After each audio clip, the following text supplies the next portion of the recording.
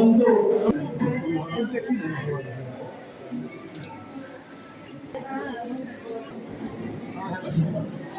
সমাজসেবী ମୁଁ ସୁରେନ୍ଦ୍ର ସାହେବଙ୍କୁ ଅନୁରୋଧ କରୁଛି ସେ ଅଙ୍ଗବସ୍ତ୍ର ନେଇ ସେ ପୁଷ୍ପଗୁଚ୍ଛ ନେଇ ଯୁବ ନେତା ସଂଗଠକ ସମାଜସେବୀ ରୁଦ୍ର ପଣ୍ଡା ଅଛନ୍ତି। ରୁଦ୍ର ପଣ୍ଡାଙ୍କୁ ଅନୁରୋଧ କରୁଛି ମଞ୍ଚକୁ ଆସିବେ। ନାହିଁ ସେ ଜଣେ ଜନନେତା ହିସାବରେ କେବଳ ନୁହେଁ ସମାଜସେବୀ ହିସାବରେ ସଂଗଠକ ହିସାବରେ ଶ୍ରୀମତୀ ସସ୍ମିତା ଜେନା ମ୍ୟାଡାମ ଅଛନ୍ତି। ତାଙ୍କୁ ମଧ୍ୟ ଆମେ ପୁଷ୍ପଗୁଚ୍ଛ ଅଙ୍ଗବସ୍ତ୍ର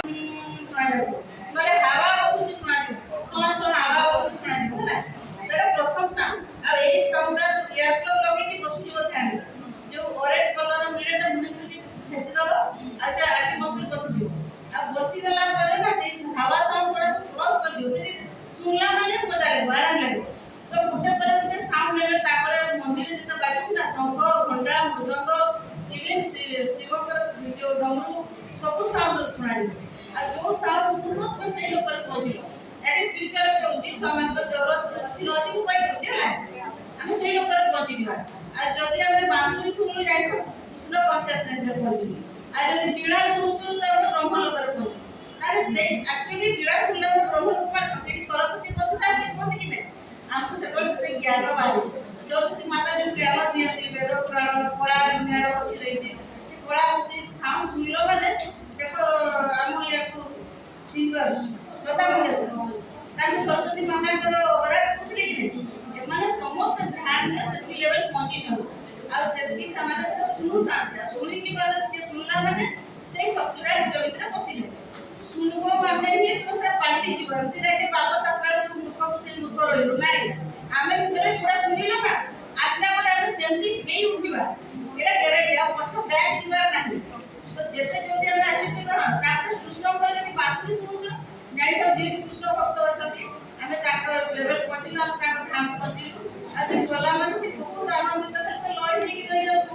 ଆଉ ଏନଲାଇଟମେଣ୍ଟ ମାନେ କ'ଣ ଆମେ ହାୟର କନସିୟସନେସ୍ ଏନର୍ଜି ଗୁଡ଼ାକୁ ଆମେ ଯାଇକି କନେକ୍ଟ ହେବା ଆଉ ତାଙ୍କର ଜ୍ଞାନ ତାଙ୍କର ଆଦେଶ ଯାହା ବି ଥିବ ଆଉ ତାଙ୍କର ଯୋଉଟା କମି ଅଛି ଆମକୁ ସେମାନେ ଦେବେ ଆଉ ସେଇଟା ଆମ ଚୁନାର ଭାଇ ମିଡ଼ିଆ ବନିବ ଆଉ ସୃଷ୍ଟିରେ ଆସିବ ସେ ଏନର୍ଜିଟା ଆସିବ। ତ ସେ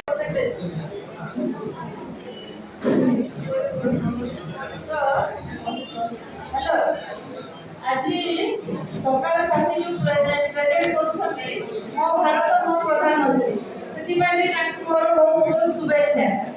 ଆଉ ସମସ୍ତ ପିଲା ଛାତ୍ରଛାତ୍ରୀ ମାନେ ଧ୍ୟାନ ଦେଇକି ଶୁଣିବେ ସମସ୍ତଙ୍କର ଗୋଲ କ'ଣ ଆଗ ଭାବନ୍ତୁ ଦେଖନ୍ତୁ ଏବେ ବର୍ତ୍ତମାନ ସମସ୍ତେ ଗପୁଛନ୍ତି। ହ୍ୟାଲୋ ହ୍ୟାଲୋ ଆପଣଙ୍କ ପାଇଁ ଏ ପ୍ରୋଗ୍ରାମଟା ହେଇଛି ନା ତ କିଏ ଶୁଣିବ ଆମ କଥା ଆମେ ମୁଖସ୍ଥ ଦେଇକି ଆମେ ନିଜେ ନିଜେ କହିଦେବୁ ନିଜ ମନ ଘରେ ଥାଆନ୍ତୁ ଏଠି ଆସନ୍ତୁନି ହଁ କି ନାହିଁ। ତ ଯେତେ ଜଣ ପ୍ରେଜେଣ୍ଟ ଅଛନ୍ତି ପରସ୍ପର ଯଦି କଥା ହେବା ଛୋଟ ରୁମ୍ଟା କେତେ ଭାଉଲେନ୍ସରେ ଭରି ଯାଉଛି ଜାଣିଛନ୍ତି। ଏଠି ଟିଚର୍ସ ମାନେ ଅଛନ୍ତି ସେଇଠୁ ଶୁଣୁଛି ଆଉ ଇଶାରାରେ କହୁଛି ସ୍ଲୋ ଯଦି ଇମ୍ପୋର୍ଟାଣ୍ଟ ଅଛି କଥା ହୁଅନ୍ତୁ ନହେଲେ ବାହାରେ କଥା ହୁଅନ୍ତୁ ଯାଇକି ଫୋନ୍ ଆସିବ। ତ ବର୍ତ୍ତମାନ ଶୁଣନ୍ତୁ ଏଟା ଜୀବନର ବହୁତ ବଡ଼ ଗୋଟେ ଇମ୍ପୋର୍ଟାଣ୍ଟ ଦିନ ଆପଣଙ୍କ ମାନଙ୍କ ପାଇଁ ଆଉ ସମସ୍ତଙ୍କ ପାଇଁ ପ୍ୟାରେଣ୍ଟସ୍ ପାଇଁ ମଧ୍ୟ। ଗୋଟେ ପିଲା ଯଦି ଏତେ ଭଲ ପରସେଣ୍ଟେଜ ମାର୍କ ରଖିଲା ତା ମା ବାପା କେତେ ଖୁସି ହଉଛନ୍ତି। ଆଉ ଯାହାର ଯଦି କମ୍ ରଖୁଛି ସେମାନେ ଦୁଃଖୀ ହେବାର ନାହିଁ। ସବୁ ପିଲାଙ୍କ ଭିତରେ କିଛି ନା କିଛି ଜ୍ଞାନ ଭରପୁର ଅଛି। କିଏ ଆର୍ଟ୍ସରେ ଭଲ କରୁଛି କିଏ ସାଇନ୍ସରେ ଭଲ କରୁଛି କିଏ କୋଉ କଳାରେ ଅଛି ଆମେ ଜାଣିନୁ ତାଙ୍କ ଭିତରେ କେତେ ଗୁଣ ଅଛି କେତେ ଜ୍ଞାନ ଅଛି। ତ ଖାଲି ମାର୍କରେ ଦେଖିକି ଆପଣମାନେ ଗର୍ବିତ ହେବା ଉଚିତ ନୁହଁ କି ଆଉ ନିଜର ଛୁଆକୁ କିଛି କହିବା ଗାଳି ଦେବା ଲଜ୍ଜିତ କରିବା ଉଚିତ ନୁହଁ। ସମସ୍ତେ ୟୁନିକ୍ ଏଇଟା ଆମେ ଜାଣିଥାଉ ସବୁ ଛୁଆମାନେ ୟୁନିକ୍ ତାଙ୍କର ସମସ୍ତଙ୍କ ଭିତରେ ଦିବ୍ୟ ଗୁଣ ଅଛି। ତ ବର୍ତ୍ତମାନ ହେଲା ମାତା ପିତାଙ୍କ ଭିତରେ ଗୋଟେ ଜିମ୍ମେଦାରୀ ଅଛି ଯେ ଆମେ ସେଇ ୟୁନିକ୍ ନଲେଜକୁ କିପରି ପ୍ରସ୍ଫୁଟିତ କରିବା ବୁଝିଲେ କି ନାହିଁ। ନହେଲେ ଛୁଆକୁ ସପ୍ରେସ୍ କରିକି ତୁ ଡକ୍ଟର ହବୁ ସେ ଡକ୍ଟର ପଛରେ ପଢିକି ଏଇଟା କେମିତି ନିର ଅବସ୍ଥା ହେଲାଣି ତାହେଲେ ଛୁଆମାନେ ସୁଇସାଇଡ୍ କରିଦେଉଛନ୍ତି। ଏଟା ପ୍ରେସର କ'ଣ ପାଇଁ ତା ପାଖରେ ହୁଏତ ଗୋଟେ ଆର୍ଟିଷ୍ଟିକ୍ ଭଲ ଗୁଣ ଥିବ ଗୋଟେ ଭଲ ଡ୍ୟାନ୍ସର ଥିବ ତା ଭିତରେ ଭଲ ସେ କ୍ରିକେଟର ହେଇପାରିବ anything he can achieve your sin. ତ first we have to parents ର ସେଟା ଜିମ୍ମେଦାରୀ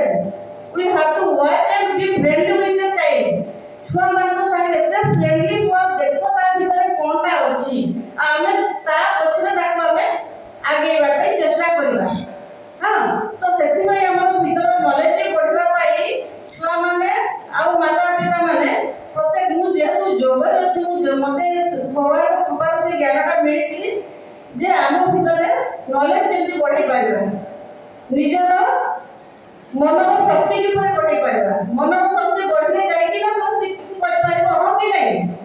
ମନର ଶକ୍ତି ନାହିଁ ଯଦି କଣ କରିବ ଦୁନିଆରେ? ମାଟିରେ ଫଳି ପାରିବନି। ତ ପ୍ରଥମ ଆମର ଶକ୍ତି ମନର ଦରକାର।